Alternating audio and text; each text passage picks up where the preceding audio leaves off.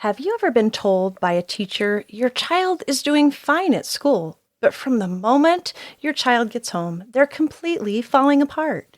Maybe they melt down in the car, snap at their siblings, refuse to do their homework, collapse into tears, or seem like an entirely different child than the one the school says they're seeing. Or maybe the teacher's telling you there are problems, but says things like, he's refusing to work, she's just not trying. They don't ever seem to pay attention. They spend more time messing around than doing the assignment. And you're sitting there thinking, this doesn't feel right. What's going on? If you've ever wondered whether your child is really just being difficult or whether something important is being missed, this episode is for you. Because today we're talking about school struggles, emotional dysregulation, ADHD, DMDD, sensory, anxiety, all of those behaviors that oftentimes get misunderstood in the classroom. Are you overwhelmed by constant meltdowns, defiance, or challenging behaviors? Are you longing for peace in your home? You're in the right spot. I'm Janie, mom of 7, counselor, parent coach, and wrangler of big emotions. I've learned how to calm the chaos and build connection, even when things feel like they're falling apart. If you're looking to connect with your child, find effective parenting tools that honor your family values, and understand your child's unique wiring, you found it here. So pour that coffee, find a quiet spot if you have one of those in your house, and let's get started. I am so glad you're here today because this is such an important topic, especially this time of year. As the school year begins winding down, a lot of families are just trying to make it to the finish line. You're hoping the phone doesn't ring. You're hoping today is not the day there's another email from the teacher. You're hoping your child can get through the last few weeks of school without another big issue, a refusal, a meltdown, an emotional crash after school. But at the same time, you may also be thinking ahead. You may be wondering, what will my child need next year? Is the work going to get harder? Will the next teacher understand our child? Should we be asking more questions? Do we need a 504 plan? Do we need an IEP? Do we need more support? Or are we just overreacting? That's a hard place to sit as a parent. And it can feel like you're trying to solve a puzzle when you don't even have all the pieces. And what makes it even more confusing is that sometimes the school sees one version of your child while you see another. Maybe the teacher says your child is fine at school, but you know what it costs them to be fine. You see the crash afterwards when they get home. You see their irritability, their exhaustion, the tears, their refusal to talk, the big feelings that come out the second they get in the car or walk through the door. And sometimes that after-school meltdown is not about what happened in the last 5 minutes. It's the overflow from everything your child has been holding in all day. School is not just sitting at a desk and learning information. For many of our emotionally intense, highly sensitive, neurodivergent, or uniquely wired kids, school is a full-body experience. They're navigating the lights, sounds, smells, transitions, social expectations, working in a group, the noise in the hallway, lunchroom chaos, recess dynamics, maybe the different tone of teachers that they're working with, academic demands, sometimes spoken and unspoken rules, unexpected changes, and the constant pressure to hold it all together. And when you hear it like that, you realize that's a lot. Some kids can hold it together in the school environment because they're working so hard to do what is expected, with, of course, that added social pressure, and they know others are watching. But by the time they come home, their nervous system has used up everything it has. So what looks like falling apart over nothing may actually be the result of holding everything together for 6 or 7 hours. Other kids don't hold it together at school. Their struggles might show up right there in the classroom. They may be refusing to do their work, avoiding assignments, arguing, shutting down, acting silly, seeming distracted, maybe asking to leave the room, put their head down, or become the child everyone sees as difficult. And when that happens, it's very easy for adults to simply assign meaning to that behavior. They may say things like they're being disrespectful, they're choosing not to try, they just don't care. I think they're being defiant, or they're just doing this for attention. But what if those labels are not the full story? What if the behavior is not the problem, but the alert? That is one of the biggest shifts I want parents to start thinking about, one we talk a lot about in our coaching program. Instead of looking at behavior as the final answer, we need to start looking at behavior as the first clue. When a child's melting down, shutting down, refusing, avoiding, maybe even acting out, it might be the first sign that something is overwhelming, underdeveloped, misunderstood, or maybe even unsupported. Now, does that mean that their behavior doesn't matter? Of course not. We still care about respect. We still care about responsibility. We still care about learning, cooperation, and growth. But if we only deal with the surface behavior, we may never get to the real issue behind it. And when we miss the real issue, we often keep fighting the same battle over and over again. For example, a child who refuses to start work might not be lazy. They may be struggling with executive functioning. They may not know how to begin. They may not understand the steps. They may feel overwhelmed by the size of the task. They might be afraid of doing it wrong. They may have time blindness, working memory struggles, or difficulty sustaining their effort. All of those things relate to those executive functioning skills. A child who seems like they're not paying attention may not be ignoring the teacher. They might be overstimulated. They may be trying to process too much at once. They might be distracted by sensory input that no one else even seems to notice. They might be anxious, tired, confused, or struggling to follow those multi-step directions. Again, common issues with uniquely wired children. A child who melts down after school may not be trying to make your evening miserable, even if it seems like it.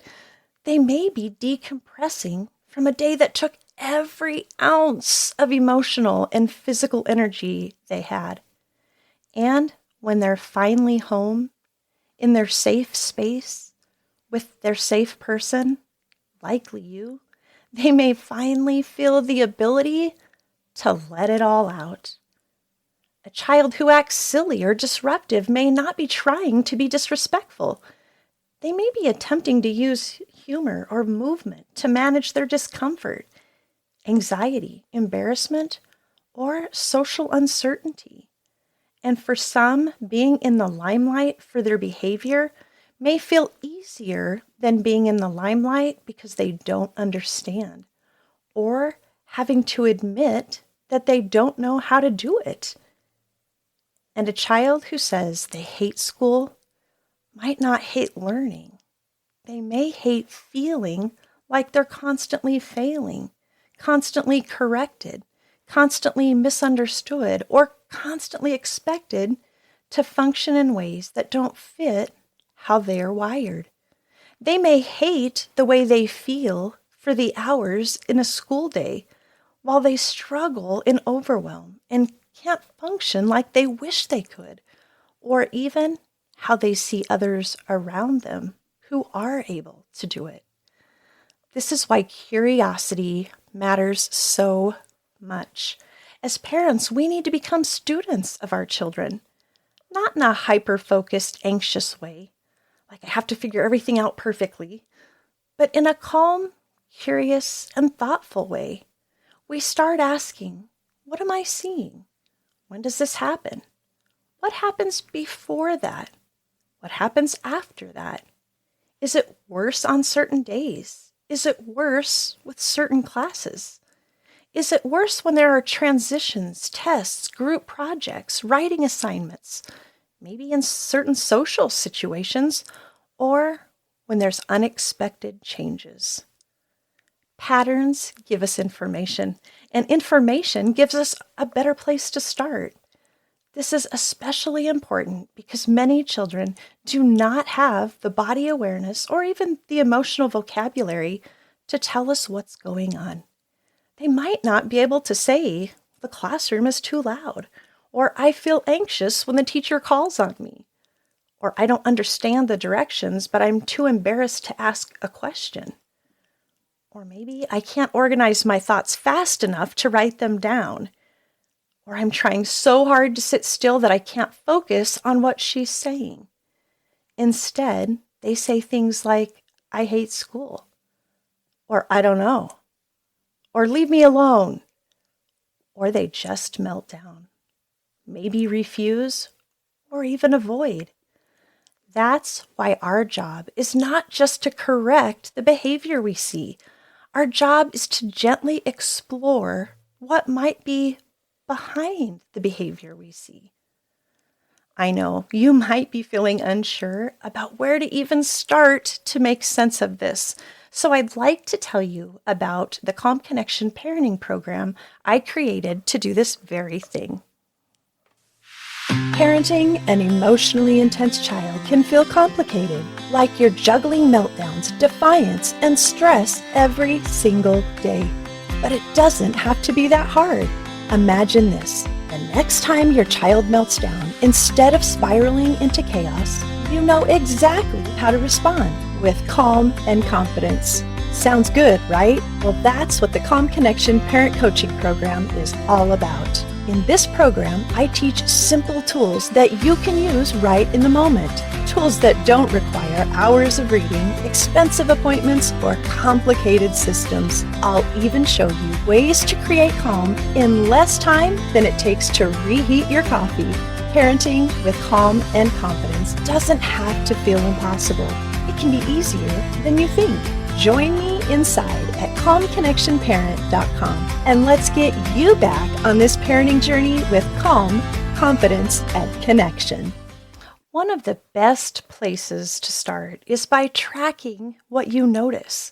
You don't need anything fancy. In fact, you can use a notebook, a notes app, or just a simple document. But start writing down what you're observing. What days are hardest? What time of day do things tend to fall apart? What subjects bring the most resistance? What does your child say about school? What does the teacher report? What happens after school? What happens on Sunday night or Monday morning? Are there physical complaints like stomach aches, headaches, fatigue, or trouble sleeping? Over time, you'll likely begin to see some patterns. Maybe Mondays are always hard. Maybe writing assignments trigger shutdowns. Maybe lunch and recess are creating some social stress. Maybe your child does well academically, but falls apart emotionally. Maybe transitions or even substitute teachers are a bigger issue than anyone realized. Maybe the problem is not the work itself, but the amount of executive functioning required to complete it. This kind of information can become incredibly helpful, not only for you, but also if you eventually need to talk with a doctor, a counselor, and the school about supports, accommodations, maybe a 504 plan, or even an IEP. But before we jump there, I want to talk about something just as important: connection. When school has become a source of stress, it's really easy for every conversation about school to become correction. Did you turn that in? Why didn't you finish your work? What happened today? Why did your teacher email me? Come on, you have to try harder, or you can't keep doing this. And I get it. We ask those questions, we make those statements because we're worried. We're trying to help. We're trying to get ahead of the next problem. But sometimes our kids start to experience every school conversation as another place where they just feel like they're failing. So one of the most powerful things you can do is to begin reconnecting with your child around school without making every conversation about performance or correction. Instead, you might ask questions that communicate interest instead of pressure. You might say, what part of the day felt easiest today? Was there any part of the day that felt hard? Or tell me this, if I could understand one thing about school, maybe that grown-ups don't always see, what would you want me to know? Now, they might not answer right away. They may shrug, and you guessed it, they'll probably say something like, I don't know. That's okay. You're opening a door. You're letting them know, I'm not just here to correct you. I'm here because I really want to understand you, and I want to be on your team. And that matters. And the more you ask those kinds of questions, the more they'll begin to trust that the conversation isn't about getting in trouble or being corrected or even failing. And that matters. Because when our kids begin to believe that we're trying to understand and not just manage them, they are often more willing to let us into their world. And once we understand more, we can support better. Now, I also want to speak to the discouraged parent for a minute. If you're listening and thinking, this is exactly where we are, I want you to know that you are not the only parent walking through this. You're not doing it wrong. You're doing the best you can with what you have. And at the same time, it may be true that you need more tools, more support, and more information for this part of the journey. Both can be true. You can be a loving, committed, engaged parent and still feel overwhelmed by school struggles. You can be trying your hardest and still need help understanding what your child needs. You can be advocating well and still feel unsure of your next step. That doesn't make you a failure. It makes you a parent who's really trying to pay attention. And that's important because the end of the school year can bring a lot to the surface. Kids feel the changes coming. Summer's approaching, routines are shifting, teachers are trying to wrap things up, expectations are likely higher, everyone's tired. And for many kids, the last month of school can be a bear. So if your child is more emotional, more resistant, more dysregulated, more exhausted, or more easily triggered right now, it might not mean that everything's falling apart. It might mean that their system is tired, overloaded, and struggling to keep up like they really want to. But it may also be giving you important information for next year. If your child barely made it through this year, or if you feel like the next grade may bring harder work, more independence, less structure, or maybe even teachers who might not understand your child's struggles, maybe you need to request a teacher that can connect well with your child. And now is a good time to start paying attention, asking questions, and advocating, not from panic, but from preparation. So here is what I would encourage you to do this week. First, observe your child with curiosity. And don't just look at the behavior. Look at what might be behind that behavior. Second, start documenting patterns. What are you seeing? What is the school reporting? What is your child saying? And what seems connected? Third, begin opening gentle conversations with your child. Not to interrogate, not to discipline, not to correct, but simply to understand. And fourth, remind yourself that behavior is often the first alert that something needs attention, support, practice, or teaching. When we assign the wrong meaning to behavior, we often respond in ways that escalate the problem. But I can tell you this, when we get curious, we begin to respond with more wisdom. And that is where advocacy starts.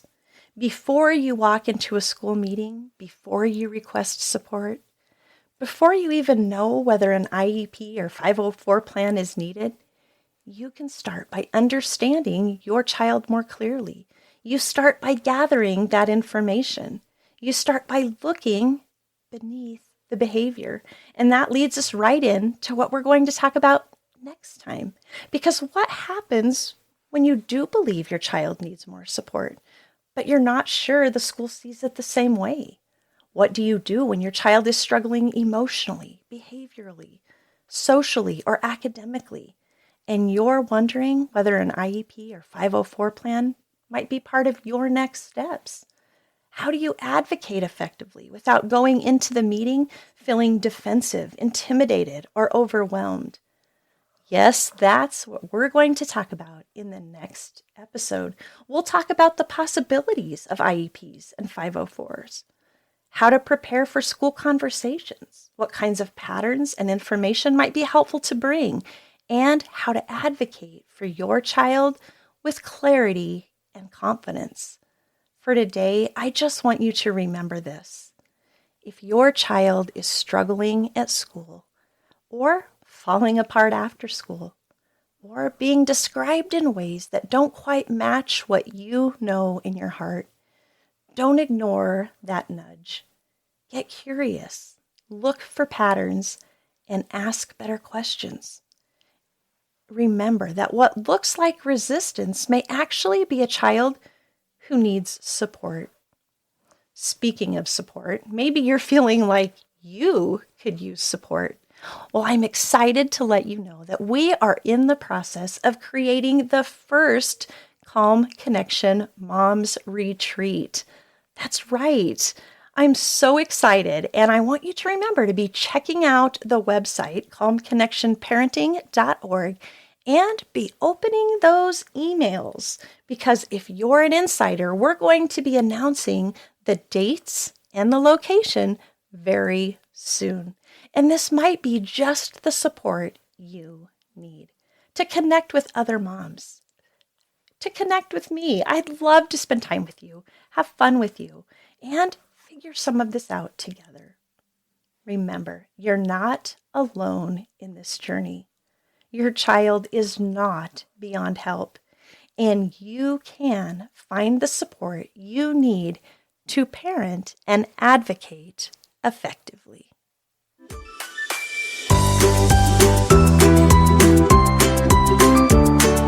I hope today's episode gave you a breath of fresh air, maybe a bit of hope too. If this encouraged you, would you please take a moment to follow and leave a quick review? It helps this much needed message of calm and connection reach more families. And if you're looking for additional resources, be sure to visit calmconnectionparenting.org and check out the podcast tab. There you'll find a variety of free resources waiting just for you. Until next week's episode, take a deep breath, grab that fresh cup of coffee, and remember, you've got this. And on the days you don't, well, we're in it together.